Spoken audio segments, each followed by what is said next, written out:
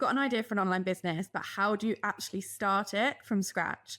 I'm going to give you a step-by-step breakdown of what I would do if I was starting an online business from scratch.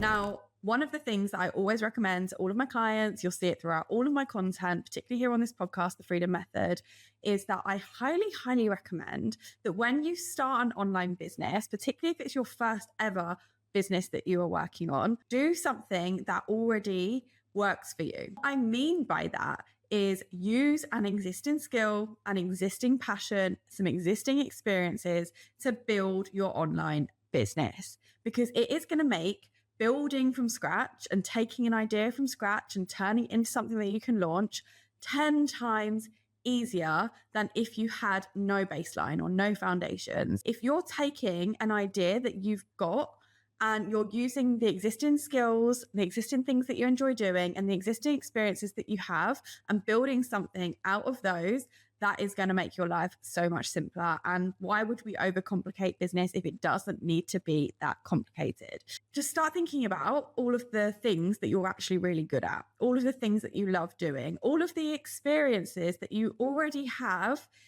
over however many years you've been in the workplace, over your education experiences, wherever situation you're coming out of. What can you take from those experiences and bring into your very own online business? Because that is going to give you a really good solid baseline of how to bring a business to life. One thing I've noticed over the past 6 years of helping people start online businesses is that they don't usually have a problem with coming up with loads of ideas. They normally have ideas, but actually getting the clarity on like what are the first steps to take when it comes to building an online business, that's where they struggle. They have this amazing idea, but they don't really know how to bring together their skills, their experiences, and use them to build their online business from scratch. So let's talk about how you're going to do it. Once you've identified those skills, I want you to match those skills up with a part of the business that would be running. So let me give you an example. Let's say you're really creative. You love art, you love drawing, you've got a real great eye for design.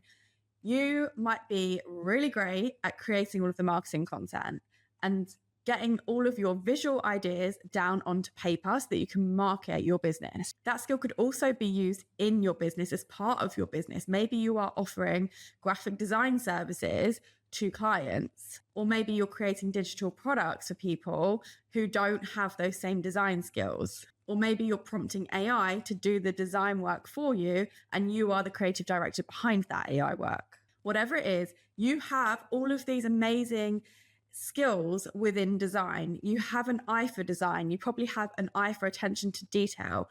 That is absolutely something that you should be utilizing in your online business, because it's something that already comes naturally to you. It's something you've probably already got experience in. So it'd be such a wasted skill if you didn't bring that into your online business. So write a list of all of those skills that you could transfer over, and write a list of all the things that you love doing as well, because we want to incorporate as many of the things that you love doing in your online business to make it a really enjoyable process for you. Because if you're working on something that you're not very good at, you're working on something that you don't really have much passion for, or you're working in something that you have absolutely no experience in, that is going to be really hard. And online business is hard enough as it is. We don't need to make your life harder. So the first step, when you've got this idea for starting an online business from scratch, figure out all the things that you're good at and the skills that you can transfer over. Now, like I said, that could either form the baseline of your business and you could build a business around those skills, or they could just be things that you utilize in your online business. The second step is now figuring out what you're going to sell, because obviously if we don't have anything to sell, we actually don't have a business.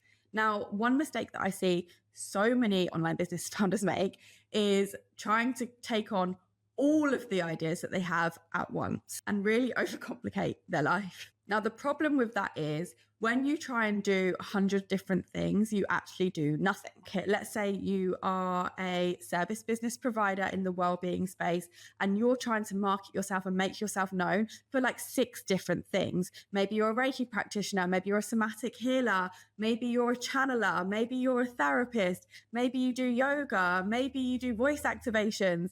Those 6 things are all very different customers. there's probably a small amount of people that are going to want all of those 6 things.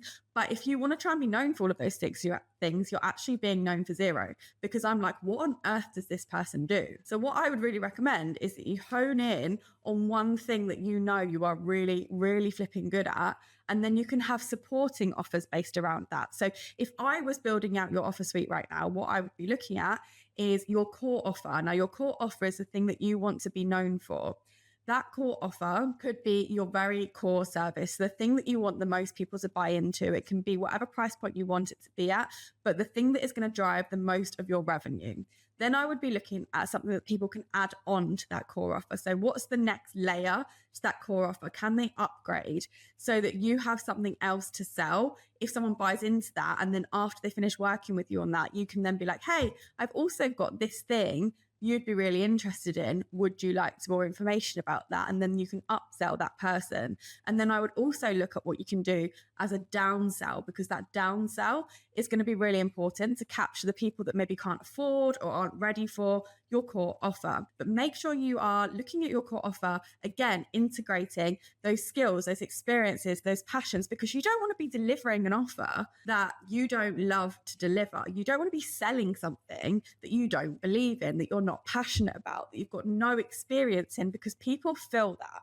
If you are trying to sell something with a lack of energy and you're like, oh, this isn't actually something that I'm particularly interested in, but I've created this thing now and now I need people to buy it, people can feel that energy, even if it is from behind a screen. So if you can make that thing something that you've already got experience in, that you're already passionate about, that is already a key skill set of yours, that is going to really help your business thrive, and the energy will come across to your ideal customer. And that brings me on to the third point, is looking at your ideal customer. Like, who do you want to buy this thing? Who needs your skills, your passions, your experiences in their own business? Because we're talking maybe about a B2B business, or in their own personal life.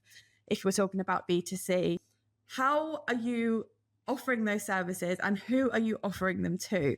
Because if you don't understand who is the person that you want to buy this thing from you, it's going to be very, very challenging for you to target them with marketing, to speak to them directly and get them to actually convert with you. And quite frankly, if you don't know these things, you're probably not going to be making sales in your business very quickly until you've identified who that person is. Now, all 3 of these things I'm going to delve into in so much more detail in my free business bootcamp, which is being hosted on the 2nd of June, 2026. In that, I will do a live training session with you where we are going to build together your offer.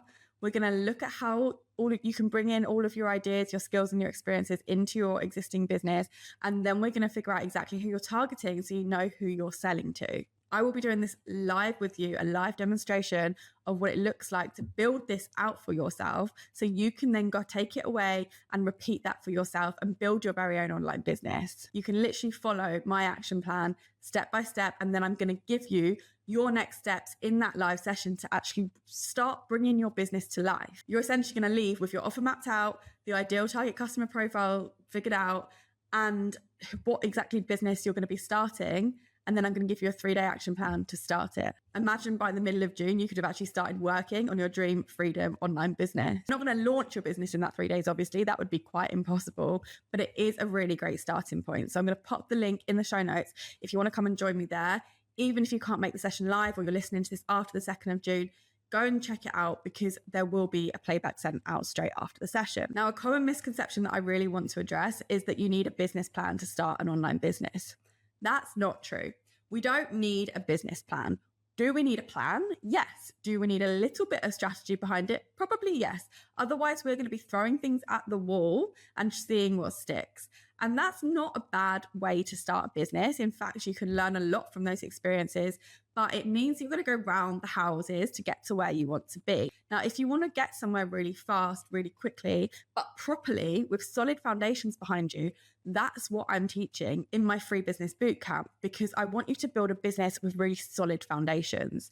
We're not going to build you a full business plan. We don't need a 50-page document telling you exactly what you're going to be doing to start this business, because quite frankly, when you get started on your business, Things are going to change along the way, and that's perfectly okay. That is perfectly normal. I think something that people get really scared of when they're starting a business is this fear that like the thing that they are envisioning in their mind isn't actually going to be what the thing that is that they're going to be selling. And to be honest, that's true. It probably isn't. Your idea as it stands today is probably not the idea that you're going to launch and make money with.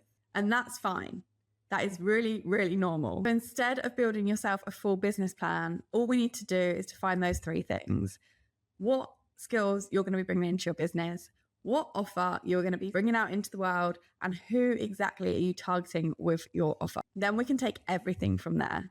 I'm going to give you your very next steps to start this online business from scratch with whatever idea you have. Even if you don't have an idea, we can help you come up with an idea in the Freedom Business Bootcamp on the 2nd of June. The link is in the show notes and I can't wait to see you there. If you enjoyed today's episode of the Freedom Method podcast, please hit subscribe and share it with a friend that might need to hear this episode on how to start an online business from scratch.